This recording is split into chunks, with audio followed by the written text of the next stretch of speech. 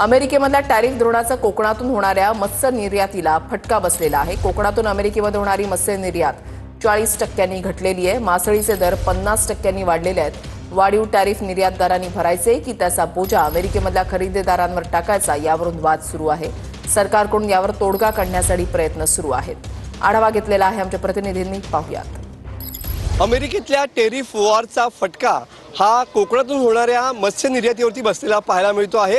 अमेरिकेने जी 50% टेरिफ वाढ केलेली आहे त्याचा परिणाम जो आहे तो मत्स्य निर्यातीला या ठिकाणी बसलेला आहे आणि जवळपास 40% निर्यात जी आहे ती घटलेली पाहायला मिळते आहे। एकंदरीत जर आपण सध्या मिरकरवाडा जेटीवरती या ठिकाणी आपण आलेलो पाहायला मिळतो आहोत। टेरिफ वॉरमुळे मत्स्य निर्यातीचं संकट या ठिकाणी उभं राहिलेलं पाहायला मिळत आहे। 50% तरी टेरिफमुळे आम्हाला फरक पडलेला आहे। त्याच्या मासे 400 रुपये किलो, 450 रुपये किलो होता, तर आता 200-250 रुपये भाव पडलेला आहे। पण म्हणजे बराच फरक पडला आम्हाला टेरिफमुळे।